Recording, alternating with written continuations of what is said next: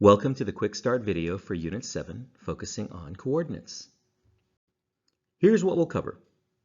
We'll introduce the learning goals and featured computer science concepts, call your attention to important preparation tasks, and summarize each lesson's main activity. Now, if you have the unit materials open as you watch, you can pause at any time to look at them in more detail and continue watching. Now, during this unit, students will understand that the LED display of the microbit represents a coordinate grid with the origin of 0, 0 in the top left corner. The values of the x-coordinates range from 0 through 4, increasing from left to right, and the values of the y-coordinates, which is the second number, increase from top to bottom, and they have the same range, 0 through 4.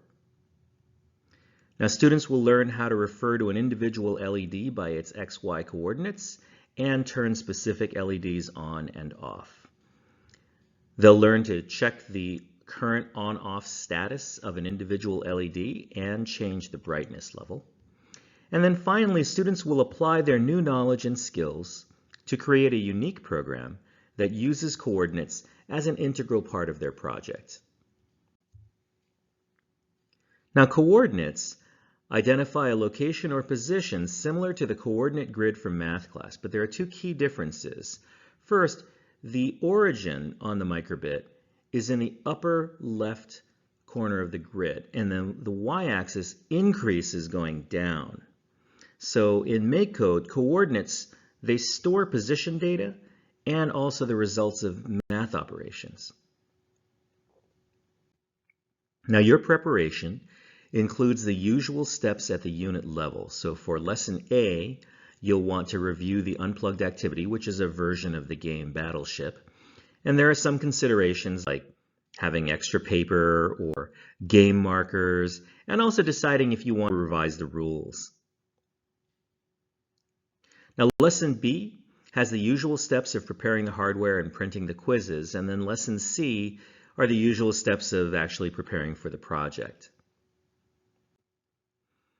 Now, in Lesson A, your students will practice using the correct coordinates of the microbit LEDs by playing Battleship. Now, the original game used two 10 by 10 grids with numbers on one axis and letters on the other. Now, to mimic the microbit display with coordinates, this version uses 5 by 5 grids with x and y coordinates, so students can keep track of their own ships and the hits and misses of their opponent. Lesson B has 3 short coding activities. So for the first activity, you're just going to want to follow the step-by-step instructions and screenshots to program a smile animation. Now, you may remember that students learned to code a smile animation previously, but this activity uses LED coding blocks. Now, Lesson B, in the second activity, you're going to basically just follow the instructions to code random LED patterns and learn to check the status of a specific LED location.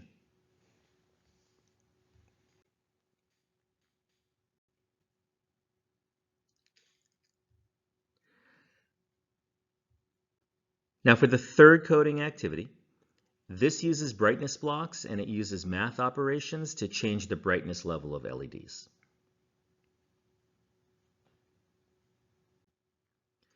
And then finally, for the project in Lesson C, students choose to code one of 2 options, either a program for a screensaver animation or a game that uses sprites to manage the x and y coordinates of different objects.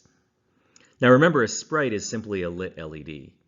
So our expectations include using at least 3 kinds of LED blocks with variables to update the coordinates in some way and using the sprites in a meaningful way. So slide 10 of the unit presentation, there are 3 examples: a fireworks screensaver, a cascade screensaver, and a microbit version of a dodgeball game.